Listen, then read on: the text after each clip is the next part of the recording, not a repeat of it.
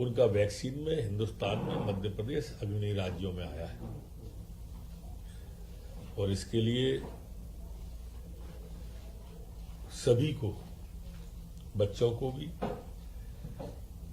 Paramedical staff, doctor, nurse, हमारे अधिकारीगण, मंत्रिमंडल के साथीगणों को मुख्यमंत्री जी ने बधाई दी और मुख्यमंत्री जी को सभी मंत्रिमंडल ने बधाई दी। दूसरा जो महत्वपूर्ण विषय था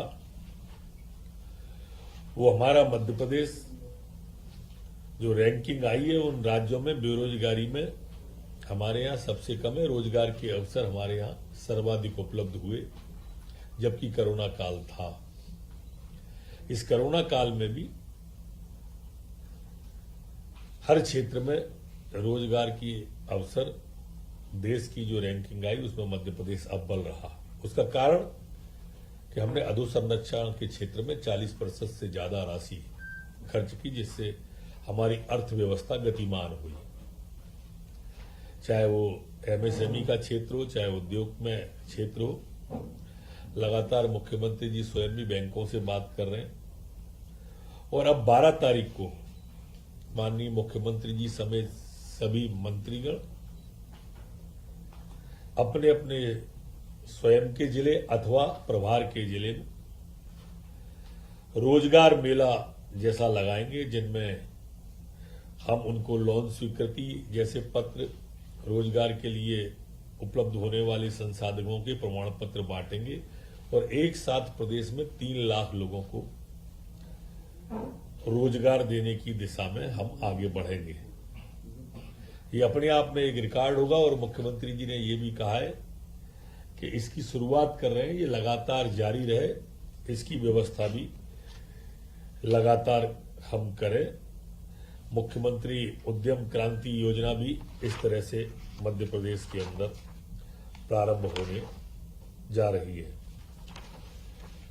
मध्य प्रदेश में जो हमारा आनंद विभाग था, उस आध्यात्म विभाग था, उसे धार्मिक न्यास और धर्मस्य न्यास में आज परिवर्तित किया गया है।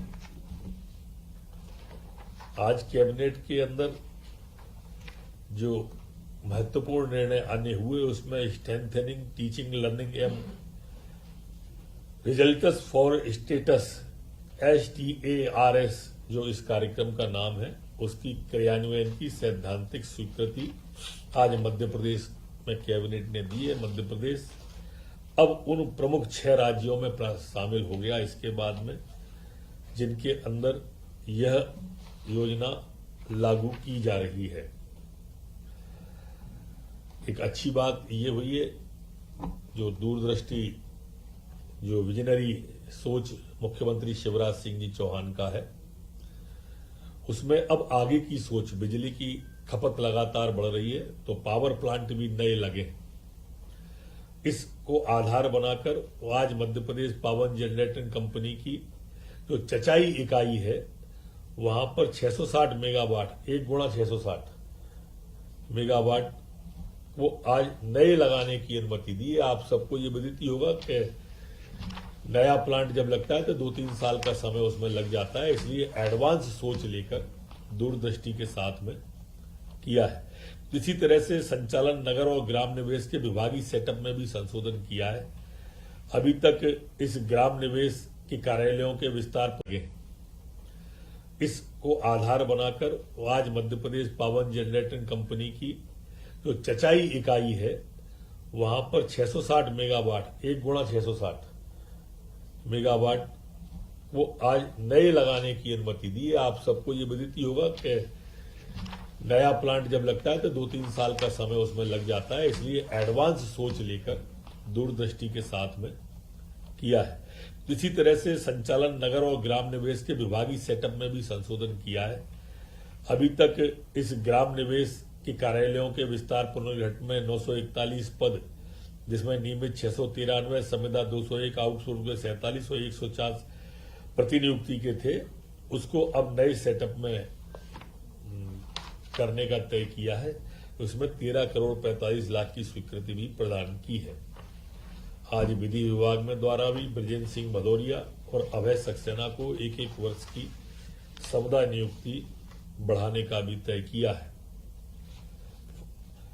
आज मध्य प्रदेश के अंदर धान गेहूं छोटे अनाज के उपार्जन और खाद्य विभाग के लेकर इसमें जो विषय था कि हमारे यहाँ पर अभी केंद्र सरकार हमारे उपार्जन को उठाती है, हमें बैंक से लोन लेना पड़ता है, अन्य जो दिक्कतें आती थी उसको ध्यान में रखते हुए अब हमने मुख्यमंत्री कृषक फसल उपार्जन सहायता योजना लागू की है और इसमें राशि का प्रावधान कर दिया है। कभी कभी विलंब हो जाता था केंद्र के उठाने में या अन्य कार्यक्रमों में बैंक में, तो अब राज्य सरकार ने राशि का प्रावधान मुख्यमंत्री कृषक उपार्जन सहायता योजना लागू करने का उन्होंने तय किया है। आज पशुपालन और डेयरी विभाग के अंतर्गत पशुधन एवं कुक्कुट नस्ल विकास पर उपमिशन, चरी चारा विकास उपमिशन और इनोवेशन तथा विस्तार उपमिशन को भी कैबिनेट के द्वारा मंजूरी दी है। ये एक बड़ी महत्वाकांक्षी योजना है, ये भी रोजगार की दृष्टि से काफी महत्वपूर्ण योजना है। इस पशुधन मिशन योजना के क्रियान्वयन की सहमति मध्य प्रदेश ने दी है। इसमें हमारे बकरा, बकरी, भेड़, कुक्कुट, गाय, बैल, भैंस, इन योजनाओं को, चारा योजनाओं को, इसमें सब में रोजगार के अवसर सीधे किसानों को फसल के अलावा भी देने का राज्य सरकार ने तय किया है। चिकित्सा महाविद्यालय भोपाल, इंदौर और रीवा, ये भी बहुत महत्वपूर्ण निर्णय है। DBFOT PPP मॉडल पर इन कैंसर मरीजों के इलाज के लिए आज मध्य प्रदेश की कैबिनेट के द्वारा सहमति दी है। इस योजना में अब कैंसर मरीजों का सुगम उपचार हो पाएगा और काफी कम रेट पर ये PPP मॉडल पर उन्हें ये सुविधा मुहैया कराई जाएगी। आज 3 अलग अलग निर्णय थे। इन 3 निर्णय में जो हमारे ई-नीलामी के द्वारा जो वाणिज्य कर विभाग की भूमि जो अंबेडकर चौक बालाघाट में थी, आज 7,21,71,000 में मेसर्स अभिनव कंस्ट्रक्शन को देने का तय किया है। दूसरा ब्यावरा बस डिपो पर संपत्ति है, उसमें 12,80,00,000 रुपए में देने का तय किया है। ये सब बोली से अधिक आई है राशि और ई निविदा हुई है।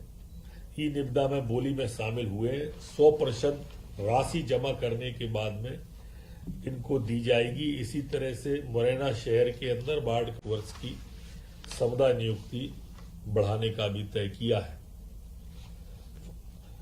आज मध्य प्रदेश के अंदर धान गेहूं छोटे अनाज के उपार्जन और खाद्य विभाग के लेकर इसमें जो विषय था कि हमारे यहाँ पर अभी केंद्र सरकार हमारे उपार्जन को उठाती है, हमें बैंक से लोन लेना पड़ता है, अन्य जो दिक्कतें आती थी उसको ध्यान में रखते हुए अब हमने मुख्यमंत्री कृषक फसल उपार्जन सहायता योजना लागू की है और इसमें राशि का प्रावधान कर दिया है।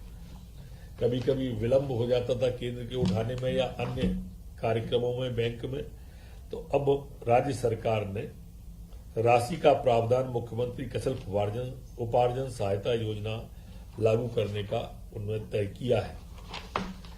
आज पशुपालन और डेयरी विभाग के अंतर्गत पशुधन एवं कुक्कुट नस्ल विकास पर उपमिशन, चरी चारा विकास उपमिशन और इनोवेशन तथा विस्तार उपमिशन को भी कैबिनेट के द्वारा मंजूरी दी है। ये एक बड़ी महत्वाकांक्षी योजना है, ये भी रोजगार की दृष्टि से काफी महत्वपूर्ण योजना है। इस पशुधन मिशन योजना के क्रियान्वयन की सहमति मध्य प्रदेश ने दी है। इसमें हमारे बकरा, बकरी, भेड़, कुक्कुट, गाय, बैल, भैंस, इन योजनाओं को, चारा योजनाओं को, इसमें सब में रोजगार के अवसर सीधे किसानों को फसल के अलावा भी देने का राज्य सरकार ने तय किया है। चिकित्सा महाविद्यालय भोपाल, इंदौर और रीवा, ये भी बहुत महत्वपूर्ण निर्णय है। DBFOT PPP मॉडल पर इन कैंसर मरीजों के इलाज के लिए आज मध्य प्रदेश की कैबिनेट के द्वारा सहमति दी है। इस योजना में अब कैंसर मरीजों का सुगम उपचार हो पाएगा और काफी कम रेट पर ये पीपीपी मॉडल पर उन्हें ये सुविधा मुहैया कराई जाएगी। आज 3 अलग अलग निर्णय थे। इन 3 निर्णय में जो हमारे ई नीलामी के द्वारा जो वाणिज्यकर विभाग की भूमि जो अंबेडकर चौक बालाघाट में थी, आज 7,21,71,000 में मेसर्स अभिनव कंस्ट्रक्शन को देने का तय किया है। दूसरा ब्यावरा बस डिपो पर संपत्ति है, उसमें 12,80,00,000 रुपए में देने का तय किया है। ये सब बोली से अधिक आई है राशि और ई निविदा हुई है।